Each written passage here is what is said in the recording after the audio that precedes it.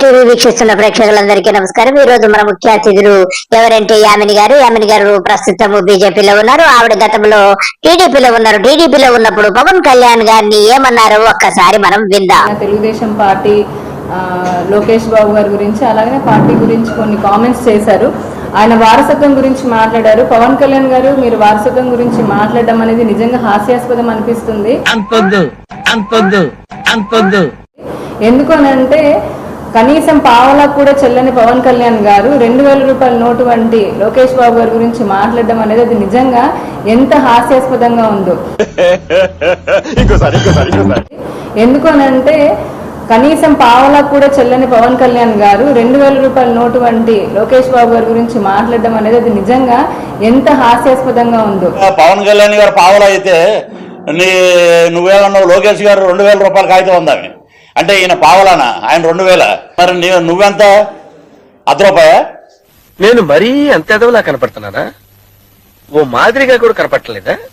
ఆయనకి పంచాయతీ సర్పంచ్ కూడా ఎన్నిక కాలేదు, కానీ పంచాయతీరాజ్ శాఖ మంత్రిలాగా ఎలా అయ్యారు, మీకున్న మీ రాజకీయ వారసత్వం ఎలా వచ్చింది అలాంటి కొన్ని కామెంట్స్ చేశారు. మీ ఇంట్లో నుంచి అంటే మీ కుటుంబం నుంచి 8 మంది హీరోలు వచ్చారు. మీ అన్నగారి పేరంటే ఆయన ఉన్న సినిమా ఏదైతే ఇండస్ట్రీ ఉందో అలాంటి వారసత్వం నుంచి లేకపోతే పవన్ కళ్యాణ్ గారు నిజంగా ఈ రోజున సినిమా ఇండస్ట్రీలో కనీసం ఆ గేట్ దగ్గర అయినా కూడా కాలు పెట్టే అర్హత ఆయనకు ఉండేదేమో అని చెప్పి ఆయన ఒకసారి ఆలోచించుకోవాలి. నేను కానిస్టేబుల్ కొడుకుని లేదంటే కనుక ఇంకెవరు మనవాడిని అలాంటి వాళ్ళు ముఖ్యమంత్రి అవ్వకూడదు అని చెప్పిన పవన్ కళ్యాణ్ గారు కానిస్టేబుల్ కొడుకు ఏమిటి, ఈ స్వామ్యంలో ఎవరైనా అవ్వచ్చు. ఎందుకనంటే అంతర్జాతీయ ఖ్యాతి పొందిన దావూద్ గారి దగ్గర నుంచి దేశం మొత్తము ఖ్యాతి పొందిన మన గాలి జనార్దన్ రెడ్డి గారి వరకు కూడా అందరూ కానిస్టేబుల్ కొడుకులే. ఏమిటండి మీరు మాట్లాడేది? కానిస్టేబుల్ కొడుకుని అని చెప్పని అంటున్నారు. కానిస్టేబుల్ కొడుకు గారు మీరు ముఖ్యమంత్రి అవుతారో ఎవరో మాకే తెలియదు, కానీ మీకు గత ఏడాది నాకు ఈఎంఐ కట్టడానికి డబ్బులు లేవు, కారును కూడా అమ్ముకున్నాను, నాకు అసలు ₹1 చిల్లిగవ లేదు అని చెప్పి చెప్పుకున్న వ్యక్తి ఈ రోజున నిన్న 38 కోట్ల కవాతికి ఎక్కడి నుంచి డబ్బులు వచ్చాయి?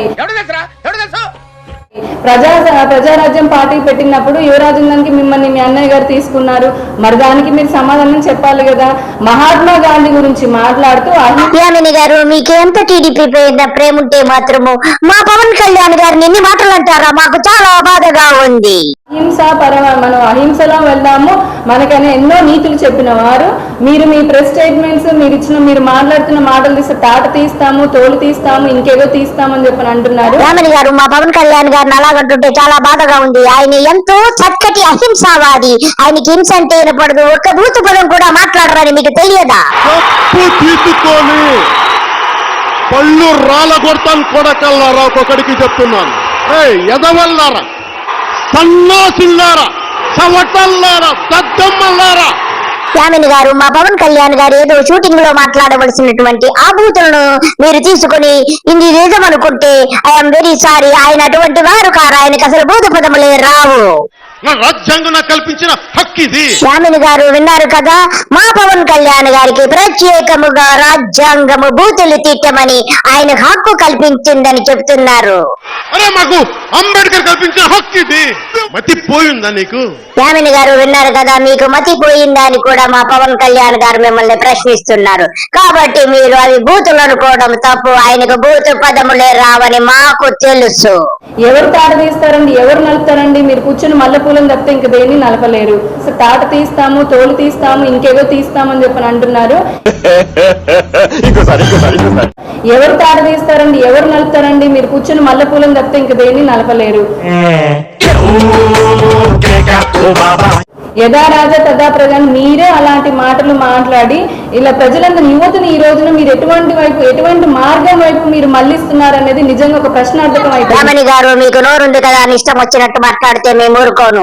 మా జనసేనానికి 2 లక్షల పుస్తకాలు చదివినటువంటి ఘనత ఉంది. ఆయన అపర మేధావి. ఆయనకి తెలియని విషయాలు లేవు. ఆయన బూతులు మాట్లాడడం ఏమిటి? ఆయన ఏది మాట్లాడినా గాని అవి అమృత వాక్కులుగా మేమందరము జన సైనికులు తీసుకుని ఆయన అడుగుజాడల్లోనే నడుస్తూ ఉంటామని మీకు తెలియకపోతే ఇకనైనా తెలుసుకోమని, ఇకనైనా మీరు తెలుసుకోండి. అర్థమైందా? అందరికీ నమస్కారము. బాయ్.